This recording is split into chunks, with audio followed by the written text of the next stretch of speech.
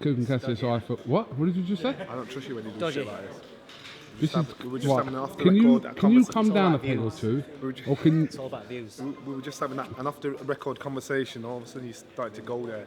I've got to give him a camera, man. can you come down a bit, or can you stand on a chair? Well, I One, can't get any taller, can I? Johnny, can you Deal with it. If you was a good cameraman, you'd be able to do it. Yeah, why don't you stand on a chair and zoom down on us? like this? Yeah. That doesn't do your hairlines any good whatsoever. That's all right. KUGAN, CASSIUS here with Johnny Nelson and Dave Coldwell, two of the most established media personalities now on the scene. I won't say that. I was going to say, Former world champion, what are we talking about? trainer to champions. Talk to David Passes there. He was down in Sky, yeah? Yeah, because he's fine, don't he? Good fight. Yeah, so good for him, he's worn out. Sorry. Oh, it's forgot he's you were there. rolling. Yeah. We're still rolling. If you want to carry on the conversation, have the Forgot conversation. you were there. Yeah, obviously wanted to talk to you yesterday. You slipped off Yeah. about the heated press that we had yesterday between. Did you watch it? With Dillian and Whyte? Listen, it was always going to be, innit? I've got a question. Go. How can you look like chlamydia? You can't see chlamydia. You can see gonorrhea, you can see herpes, you can see crabs, you can see genital warts, apparently. I'm glad you added that. Apparently. I'm You glad can't you see added that. chlamydia. So I'm like, everybody's face is like, what do you think? I think the angle he was going, if chlamydia had a face. You'd be the face of it. Poster boy. Why Lucas, chlamydia? if you're watching this, no offence, but I think that's the way Dylan was Why going would with you it. pick something worse than chlamydia? Chlamydia, you can clear it up with a tablet, apparently. Did you think Dylan overstepped the mark with a few things yesterday? What, any more than what? No, it's just a character, isn't it? It is what it is. He was pissed, weren't he? Lucas isn't his favourite person, so we ain't going to talk nice to him, is it?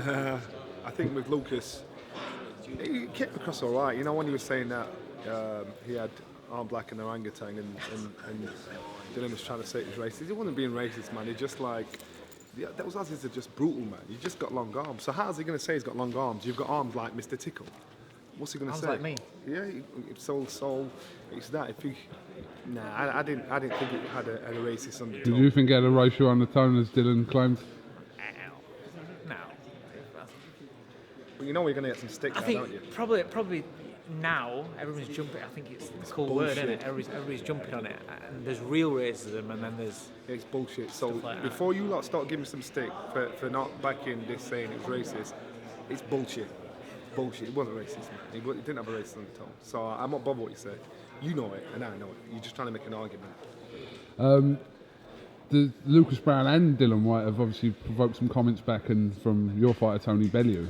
Obviously, you've seen that. What are you looking back? asking me about Scared, what Bellew then. says for. Oh, because you You know, Lucas Brown and Dillian Whyte are taller and bigger than me, don't you? they're not here. He's Yeah. on his way back to Australia. That's all right. I'm and safe. Dylan's in Brixton somewhere, Yeah, so go on we're, then. we're Go on. cool. Get to your point. But Got views. Shit's there. Go on. don't jump on no bandwagons, though. I've been What interviewing you bandwagon? since 2010. I saw the first interview 2010. Who got you in your first big press conference? You did. Thank you. You Okay. got us into Rest of the case, that's it. Hey Klitschko. Yeah, carry on. Yeah, and you had that white tracksuit on. Yes, team tracksuit. And you had the bucket next to you. What about a t-shirt? Did they have t-shirts then? I don't know.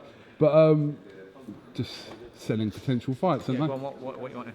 No, but just Tony Bellew's comments to Lucas Brown and We're just stating facts about Lucas Brown. He's failed 2 drug tests.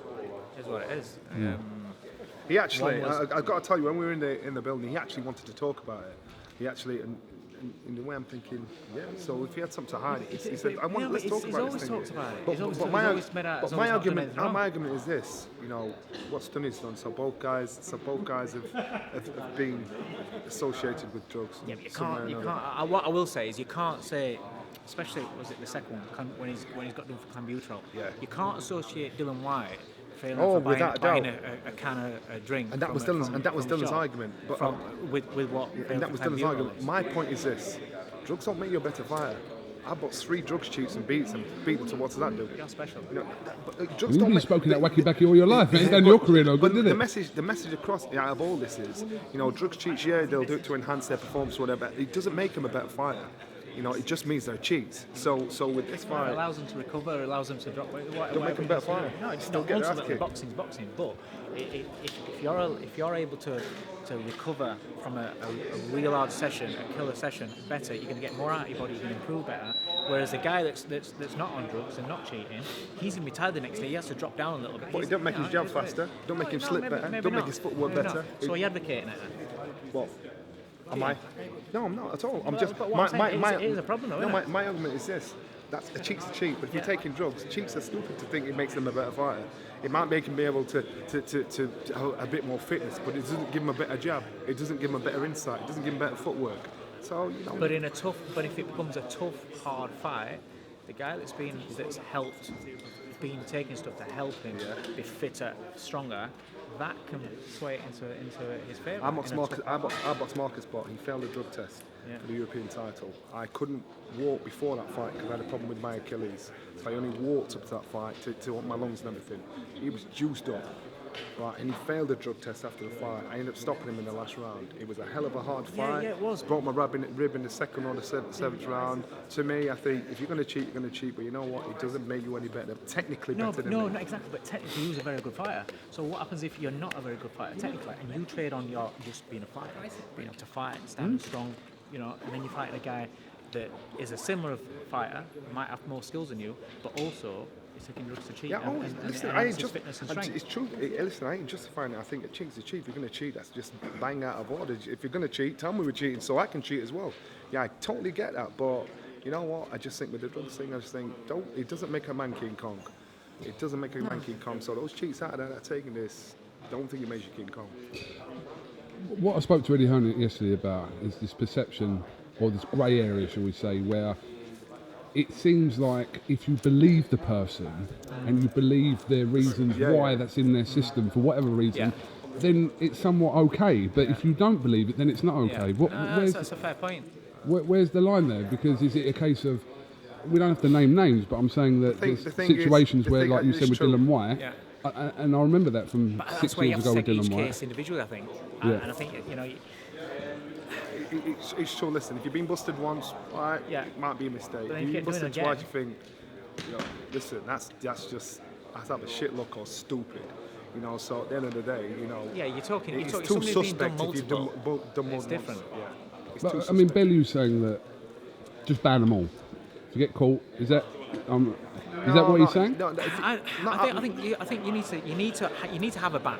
You ultimately need to have a ban. I think what did Luis Ortiz get for second time, and he's got done for 6 months? Was it? He got 6. That's bullshit. That is. So there's no consistency with the punishment. The guy that I boxed, I drew with. If you get done, and also it's about what you're getting done for, what you're taking as well. If it's ultimately, it's clear, it's a masking agent. It's something like that.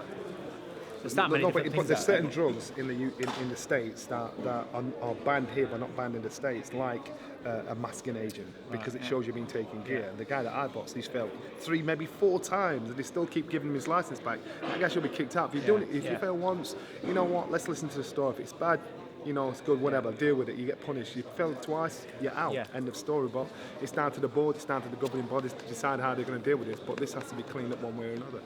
But again, it doesn't make you a better fighter. But you don't agree with that? What, I don't agree with You don't agree with him saying that doesn't necessarily make you a better fighter? I agree, it doesn't make you technically a better fighter, but does it give you an advantage? Yes, because if it becomes a tough, grueling fight, if it's down to fitness and strength, and you've had help to get there, and the other guy hasn't, then yeah. All right, so I'm using this as an example. All right, let me just put it this way. So let's just say, we all know boxing's dangerous, So let's just say one day murder. A fight. Yes, thank you. Murder. So I know what you're going to say. A fighter dies in ring. The other guy fails his drug test. Are you saying he shouldn't even be banned? You say he should have a 6-month ban, or ban for life, or is it a criminal charge? This is serious shit. If you're taking drugs, if you're cheating, you're going into the ring having. It's almost like an undisclosed weapon, in some respects. Do you know what I mean? Listen, there's no excuse for cheating, and at the end of the day, there's no excuse for it. We're now trying to justify if a man's been done for cheating more than once, more than twice, where it's too far. Once you can make a mistake, twice. Do you agree with that? Once it could be a mistake, and give them the benefit of the doubt or a chance after that? I think it's you need to know what you're putting into your body, and if you've got a nutritionist you need to make sure that when Yeah, but what if you've got a cold, a common cold, you go and take night nurse off the shelf, No, boom, exactly. done, you fail the drug Exactly. test. But that's where it's tough, and you think, oh shit, man, that is harsh. Do you know what I mean? But it's like, I remember, you know, somebody went to get a Lemsip or something like that, thinking that Naz. Yeah, Naz. It was Naz. That's It was it. Naz. I was like, You can't, you and can't do that's what that. I'm saying. Naz it was just before a fight. I can't Just remember. that was just by in Scotland not or whatever. being- It was just before the fight. He was full of cold. He was bang full of cold. Yeah. He said, "Look, I need some Lemsip or something like that." We went to the chemist. Fortunately, somebody said, "You know what? Don't take it because it's got X, Y, Z in." And he was like at the counter to take this thing here. That's what I'm saying. These things happen. So once I can understand mistakes or ignorance, but twice you just think cloud. Yeah. There's a cloud there. So 100%. that's the argument. That is the big thing. Is once you have to look at on individual cases, and if it is something like that, then you think, oh, do you know what?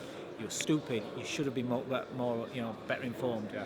There's a ban for X amount. You know, that maybe Dylan had a point. Dylan had a Dylan valid got done point. for 2 years. Yeah, but Dylan had a valid point with Lucas when he said, "You've been done once," but then he said, "When I got done, and someone that took off the counter, so I'll make sure everything that goes in my mouth, I check it." That's but exactly you are it. either really stupid Yeah. or you're a cheat. I think the case with Dylan was that Jack 3D product, there was an ingredient in there that got put on the ban list Maximuscle was. within the space of 2 or 3 months. So he may have taken it previously, I don't know, but it was a space of about 2 or 3 months where an ingredient was put onto the ban list. Going back to what from you there. just said, if you fail once, right?